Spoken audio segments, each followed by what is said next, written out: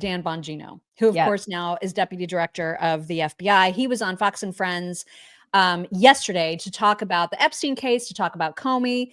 And just like Kash Patel, he is insisting, you guys, he's not asking us to believe him. He's asking us to believe what they have uncovered with respect to the Epstein case. Here he is on that specific case. That's not him. It's definitely not Dan Bongino. Those two cases obviously are of significant public interest. I'm just telling you what we see in the file. I just want to be crystal clear on this. I am not asking anyone to believe me. I'm telling you what's there and what isn't. Right. There is nothing in the file at this point on the Epstein case, and there's going to be a disclosure on this coming shortly. We are working through there is video.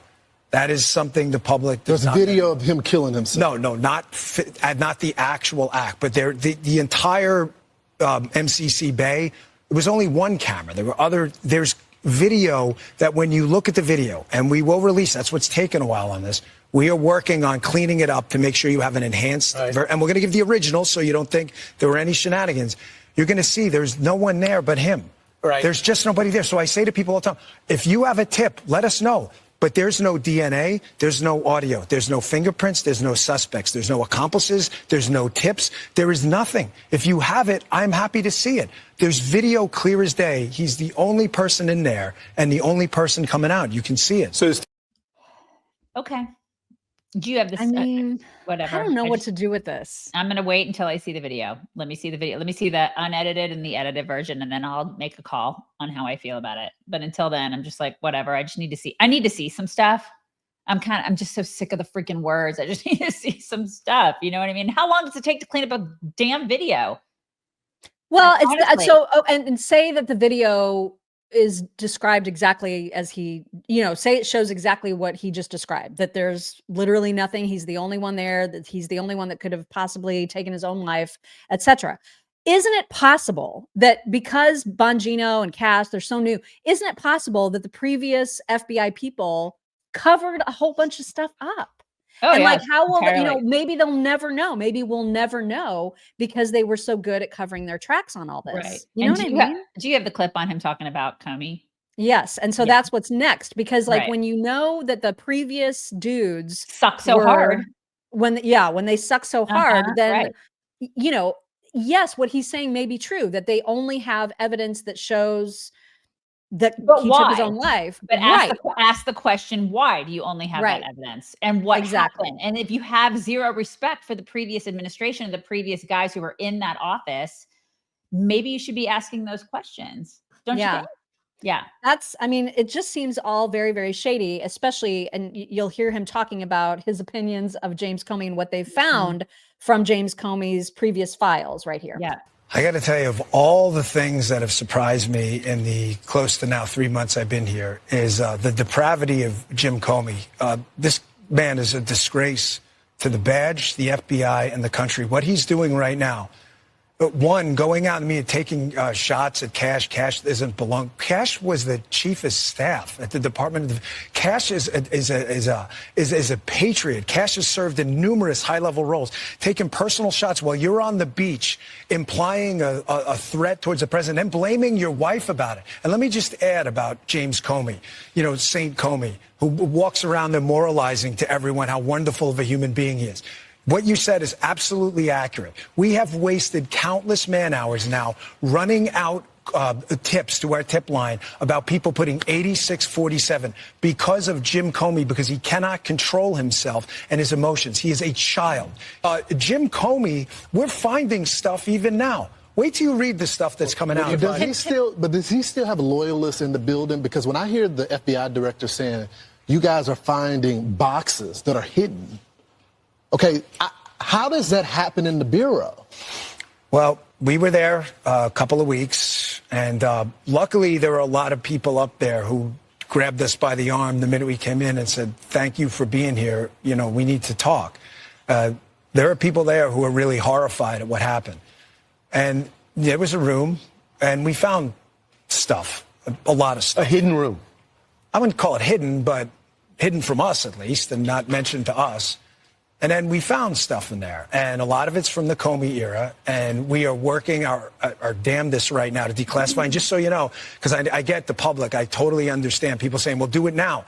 The process is not all the information is ours to declassify. Some is other intelligence agencies. It's not, we literally can't do it. Okay, but I will say, if I insinuated that I wanted to have the president off, at the very least, agents would be at my house. At least that's how it used to work. So make an example of him. Send agents to his freaking house. Like, make an example of him, because if they're saying there are copycats that are doing what he did and they're having to deal with all that, and it's become a big spectacle for them, it's become a lot more work for them, because this guy is such a schmuck and he did it and he's an idiot and he shouldn't have done that because he's unprofessional and he has TDS and he's all these things. Make an example of him. There's no reason that agents can't go to his house. And, well, we don't know that they didn't. I mean, it's possible that they did. Yeah, but if they did, we should see that, because remember when agents would go to Mar-a-Lago and we all saw it and it was all televised? Why can't we see that? Make an example of him. Make it so everybody can see that. If that did in fact happen, why haven't we seen it? We should all see that.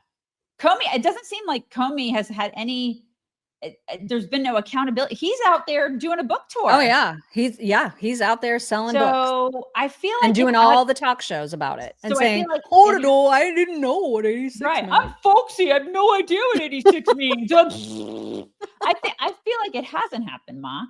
And so make it happen. Yeah. Make an example out of this guy.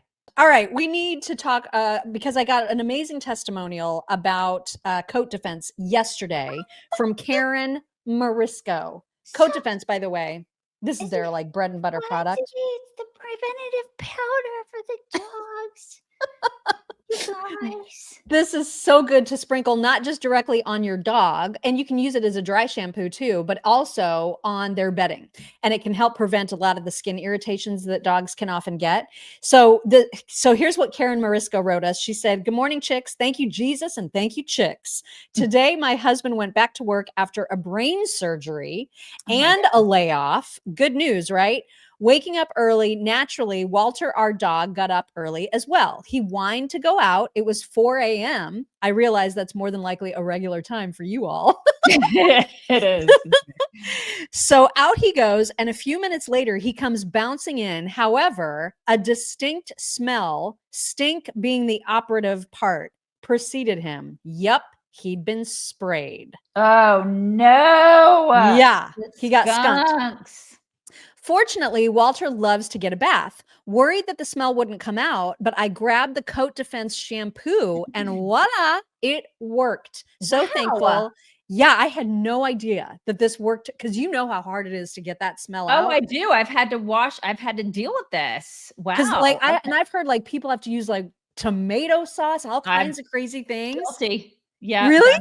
I've done that with Tess. Remember with Tessie? She was sprayed by a skunk. I did the tomato sauce. I mean, she stunk for weeks. Yeah. And so it turns out that Coat Defense shampoo gets rid of the smell. She said, so thankful he has that amazing Coat Defense scent now. Thank you for endorsing products to be proud of and support the values that we do. The scent of sweet success. I love God it. bless you both. We truly appreciate your dedication to fighting for what is virtuous and true, along with so many laughs. Love you, jerks.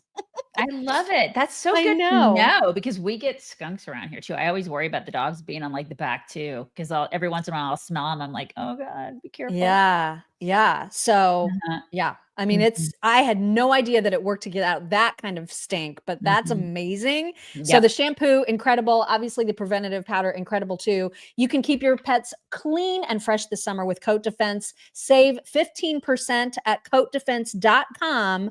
Just use code. And the doggies love it. They love it. Our best friend, Scott Jennings, had some things to say about both Bongino and Cash Patel, because he understands that everybody's getting antsy, and we are among those antsy people. And he had some words of reassurance last night. Here he is.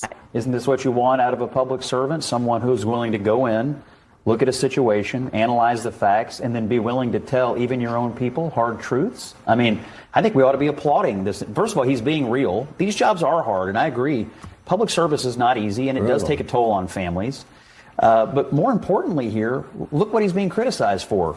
Analysis and truth-telling, even when he knows he's going to get criticism from his own side of the ball. So, look, I've been a fan of this appointment. I like Kash Patel as well. And, they've been in a short period of time. They've been put in some tough situations. But I still think most Republicans have confidence in these picks. And I think these kinds of interviews, like showing the real side of it, are actually helpful. Because I guess Dan Bongino was also talking about how much he gave up, to be to do what he's doing now. And so people were like ripping on him for like whining about it, essentially. And so that's what he was trying to defend. He did. I mean, he did give up a lot to go do it. So make it count, man. Yeah. I mean, I think he's trying, but it has been just, 4 months. Like he's not, and he hasn't been there that long. So I think I want to believe that he's doing his absolute best as quickly as he possibly can. Because why wouldn't he? You know what I mean? I hear you. Yeah. I mean, it's his reputation. It's his reputation too. Right. Exactly. And, he's been talking on his podcast for years about the very same stuff and all the corruption and wanting to uncover it. And so I believe that his intentions are pure and good and solid. 99.9% of me believes what you believe. But then there's that other, minuscule part of me that every time we've seen it so many times where people get into the DC swamp and then they get really comfortable, or, bureaucracy takes over, or somebody gets a hold of them and says, well, you can do this, but you can't do this. I just don't want that to happen to these two individuals. Right. No, I get it. And we've been conditioned at this point to distrust government. I mean, of course we should have some doubt, right? Look what they've put us through. Right. I mean, oh yeah. Everything is a question. Yeah. Everything. And I have I don't feel bad about that at all. It's like I distrust them because they have given me reason to distrust them. Exactly.